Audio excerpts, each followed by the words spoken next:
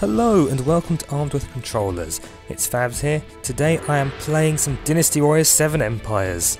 Always loved the Dynasty Warriors series, been playing since 3. And today I'm playing on the Gathering of Heroes mode, so crazy random world. So here's my group, the Marsh Outlaws, all based on the characters from the seminal Chinese novel Outlaws of the Marsh, or the Water Margin, or Suikuden, or whatever. And today we're going to be taking out Zhao Yun's kingdom, because he's just sitting there all on his own, and he needs our protection, I feel. We're going to annex his territory, yes. So, let's get started. So yeah, I'm going to be playing as my ruler, Song Jiang, like Timely Rain. We're going to be helped out by Zhu Galiong, Ding Feng, Li Kui, the Black Whirlwind, Sima Yi, Sun Jian, Huang Gai, and Meng Huo. A motley crew, to be sure. But these do appear to be my best guys, so let's get cracking. So, I mentioned that my force here was based off of the characters from the Water Margin, or Outlaws of the Marsh, whatever. So yeah, here I am, I'm Song Jiang, the man known throughout the Gallant fraternity as like Timely Rain. I say this because in the book it does feel a bit like they have to mention it every time his name comes up, which is annoying. So, here I am, hacking people apart with my katana, which is perfectly sensible in, you know, 2nd century China. Whatever. Just found myself wandering into the main camp there without having linked my main camp to theirs, so whoops. Okay, so here we are, his first camp to take out. Now, I quite like the katana actually. I mean, yes, I'm sure it's one of the most overused weapons in this game. But it's got pretty good cloud clearing capabilities, and it works well as a dual weapon too, so I can't really say anything bad about this. And plus, you can have this incredible amount of fun when you cancel into the move. So you just basically attack, then go mad and jump everywhere. It's great fun. Okay, so I'm fighting this guy called Fang Zhang. I don't know enough about anything about this guy now I think about it, sadly. And oh boy, it's Da Qiao. This is going to be fun. Now, in the previous games, you know, when she was a daft girl wielding a fan, yeah, fair enough, what are you going to do to me? But no. Along comes Strike Force 2, and they say yes, let's bring her back. And you know, let's give her a new weapon to differentiate her from her sister. So they give her this, what appears to be Sailor Moon's Moon Rod or whatever it was called, I don't recall. And it's an absolute nightmare to fight. Don't know why that is. It's really quite depressing when, you know, badass warriors like myself here are taken apart by a little girl wielding a, you know, crazy fairy rod. So yes, as you can tell, anytime I hear that Muso sound I have to cancel and run, because otherwise I'm going to die. The curse of playing on harder difficulty, I guess. And I'm getting constantly owned by a defensive base, which basically means anytime I'm anywhere near anything, I'm going to get arrows in my backside. So I've moved the fight out of the base, just to make life a touch easier. Now I'm swimming.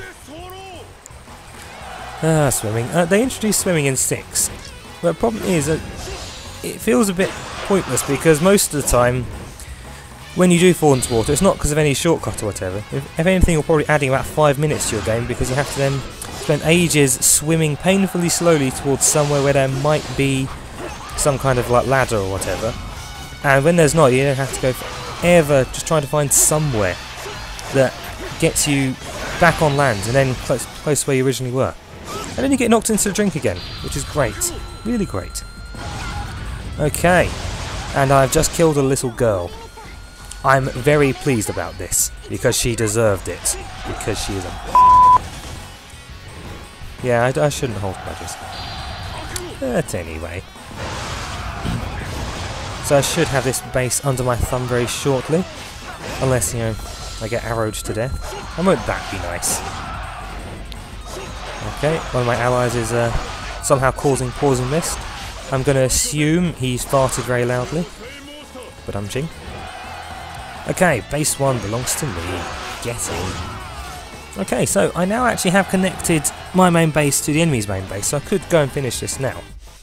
But As you can see here, there are at least 3 other bases that are connected to the enemy's main base.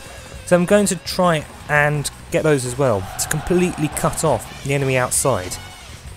Of course, what this does mean then is that if any enemy officer is defeated outside of, or in our dark blue borders, as you can see on the map, I'll capture them, which means I can have some fun recruiting them, I could execute them, I could release them, but there's no fun in that, and oh joy, another defensive base. Luckily, Sun Jian here, awesome fellow, he's causing arrows to fall from the sky. So that has made capturing this slightly easier. Also means there are a few more meat shields as well to take the arrows. Apparently not. Ooh well. So the Empire's games. Got to say, these probably are my favourite of the Dynasty Warriors games, if only because you can have so much fun creating crazy little stories of your own. And they invariably also have the better versions of the character creation as well. Of course, I am a sucker for anything with character creation in it. Probably why I like Soul Calibur so much, one reason why I like this game so much as well. It doesn't matter how poor or badly implemented it is, I'll invariably have some fun with it. As you can see here, because I've got my force based on that Chinese novel that was only published about, well, published at the same time, but the characters were taken from a time period about 1,000 years after Three Kingdoms era. So, you know, mild anachronism stew, but, you know, this is the game that has chaps with arm cannons, and got Zhuge Liang and his crazy fan that shoots laser beams, so anachronism really isn't something to complain about as far as I'm concerned. Okay, and it looks like my allies have had the same idea as me, which means the entire battlefield is under my control, and I just need to take out the main base and defeat the leader. So that should be interesting. It's now just going to be a complete mass of bodies to fall before my sword, and I love it.